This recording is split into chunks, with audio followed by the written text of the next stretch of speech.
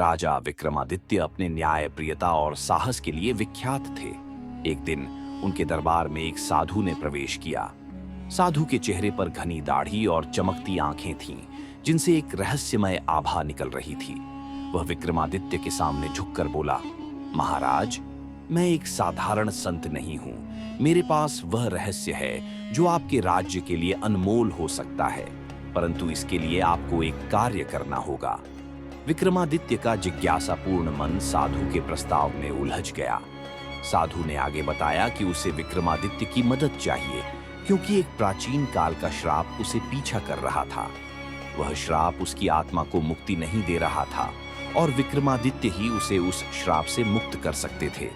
विक्रमादित्य ने गंभीरता से कहा, साधु महाराज, मैं आपकी सहायता अवश्य करूंगा, परंतु मुझे यह जानना आवश्यक है कि इस श्राप का क्या रहस्य है। साधु ने गहरी सांस ली और धीरे धीरे उस रहस्य से पर्दा उठाया। महाराज, इस श्राप के पीछे बेताल का हाथ है। उसे उस श्राप को मुक्त करने का तरीका मालूम है, परंतु वह केवल तभी मदद करेगा जब आप उसे राजी कर लेंगे।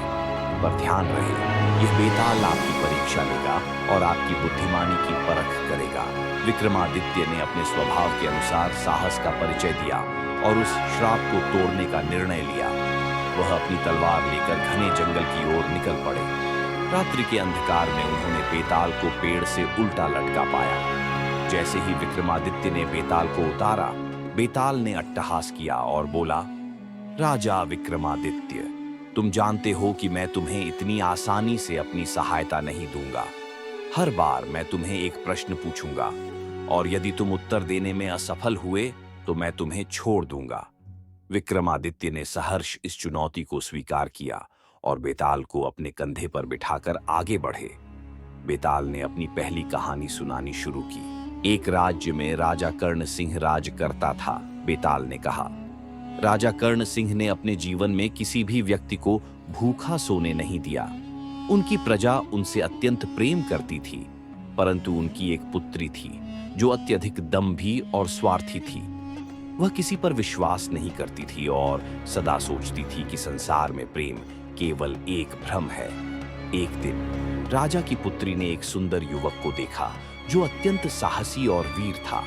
धीरे धीरे वे दोनों एक दूसरे के करीब आने लगे, परंतु युवक ने एक शर्त रखी, यदि तुम मेरे प्रेम को सत्य मानती हो तो तुम्हें मेरे साथ अपने सारे ऐश्वर्य का त्याग करना होगा और साधारण जीवन व्यतीत करना होगा।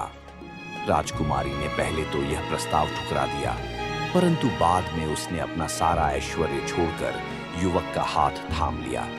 दोनों ने एक साथ साधारण जीवन बिताना शुरू किया। एक दिन एक भयानक अकाल उस गांव में आ गया जहां वे रहते थे। युवक ने अपनी जान देकर लोगों की रक्षा की और अंत में राजकुमारी अकेली रह गई। वह तब समझ पाई कि सच्चा प्रेम क्या होता है। बेताल ने राजा विक्रमादित्य से पूछा, हे राजन, बताओ, क्या राजकुमारी ने सही निर्णय लिया था? विक्रमादित्य ने सोचा और जवाब दिया, राजकुमारी ने जीवन में अपने अहंकार का त्याग कर प्रेम का सत्य अनुभव किया। प्रेम का बलिदान ही उसे सच्चे प्रेम की राह दिखा सका। इसीलिए हाँ, उसने सही निर्णय लिया था। बेताल मुस्कुराया और राजा विक्रमादित्य के कंधे पर बने रहा। ठीक है, तुमने इस प्रश्न का उत्तर सही दिया। जंगल के गहरे रास्तों पर चलते हुए बेताल ने एक और कहानी सुनाई।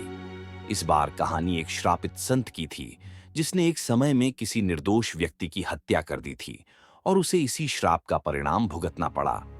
वह व्यक्ति खुद बेताल था, जो एक समय में साधु बनकर लोगों की सेवा किया करता था, लेकिन उसके एक गलत कर्म ने उसकी आत्मा को श्रापित कर दिया, जिससे वह इस अमर जीवन में बंध गया। बेताल ने भारी स्वर में कहा, राजन, केवल तुम ही इस श्राप से मुझे मुक्त कर सकते हो। यह श्राप तभी टूटेगा जब किसी योग्य और न्यायप्रिय व्यक्ति के सामने मैं अपनी गलतियों को स्वीकार करूंगा और वो मुझे माफ करेगा। विक्रमादित्य ने बेताल की बात सुनकर कहा, बेताल, तुमने अपने कर्मों को स्वीकार कर लिया है और मैं तुम्हें क्षमा करता हूँ। इस श्राप को मैं तुम्हारे सिर से हटाने का संकल्प करता हूँ। इतना कहते ही जंगल में अद्भुत प्रकाश फैला और बेताल की आत्मा एक दिव्य रूप में परिवर्तित हो गई। उसने विक्रमादित्य को धन्यवाद दिया और कहा, महाराज, आपकी बुद्धिमानी और सहृदयता ने मुझे इस श्राप से मुक्त किया। अब मैं मुक्त होकर अपने दिव्य लोक में जा रहा हूँ। बेताल ने अपने अंतिम उपहार के रूप में राजा विक्रमादित्य को एक चमत्कारी खंजर दिया, जिसे उन्होंने किसी भी संकट में उपयोग कर सकते थे। बेताल के विदा होने के बाद विक्रमादित्य ने वापस अपने राज्य में लौटकर दरबार में अपने साहस और बुद्धिमानी की यह गाथा सुनाई। प्रजा ने राजा की बुद्धिमानी और सहृदयता की प्रशंसा की। विक्रमादित्य के इस पराक्रम से न केवल उनका नाम अमर हुआ, बल्कि उनके राज्य में यह कथा एक प्रेरणा बन गई कि सच्चाई और सहनशीलता किसी भी कठिनाई को हरा सकती है।